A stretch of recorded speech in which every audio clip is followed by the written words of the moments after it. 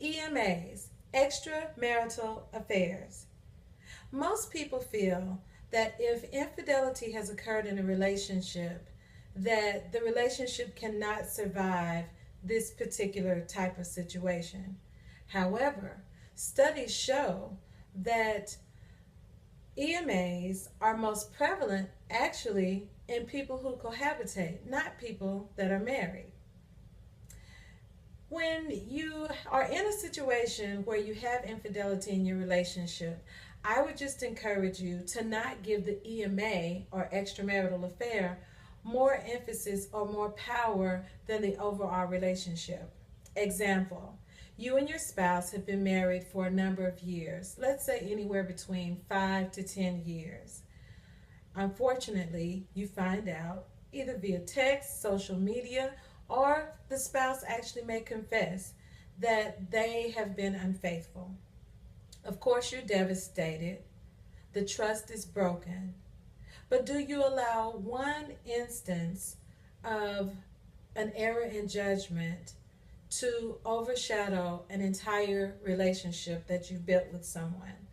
Now, again, I'm not saying that it will be easy, but I do believe that relationships are salvageable if both parties are interested in doing so.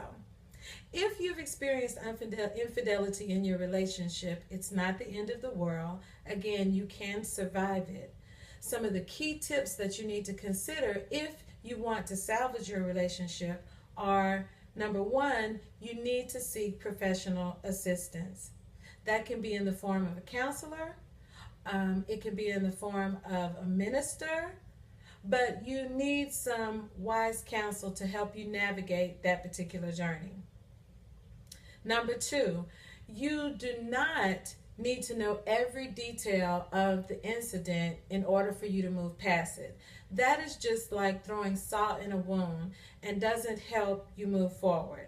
If you really want to salvage your relationship after an infidelity experience, staying stuck in what was or what did happen is not going to be healthy or helpful for you to be able to move forward. Stick with the present and the future, not the past. Number three, you need to be honest from that point on in the relationship. So you and your partner need to have a serious conversation and be completely transparent about whatever you've been experiencing or feeling. Get to the bottom of what void was experienced that led to unfaithfulness. You don't have to take ownership if you're the person, the injured partners, if you will, but the partner that has committed the unfaithful act does also have some issues with a void that they've experienced. So you all need to explore that. So number one, seek professional attention, either through a counselor or minister. Number two, please focus on the present and the future, not the past.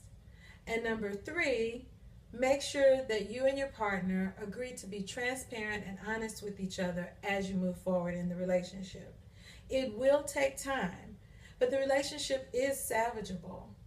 Don't throw away 5, 10, 15, 20 years of a relationship because of unfaithfulness. Now, if someone has an unfaithful issue and it's a reoccurring problem, and the person that is doing the unfaithful act is not willing to stop that act, then that's a whole nother instance that you need to explore again in therapy. But if this is one instance and you all have a vested relationship, otherwise it's been good. Again, you may have a challenge in this area, but that doesn't mean that you have to destroy or get rid of a whole relationship. You can work through it. Don't let the EMA or the extramarital affair have more power over you than the overall relationship and the history that you all have together. I just offer you to be encouraged. Don't give up. And try to look past the moment. Don't make a decision just based out of emotion. take time and make a wise choice, and use assistance to do so. Happy sailing, and be well.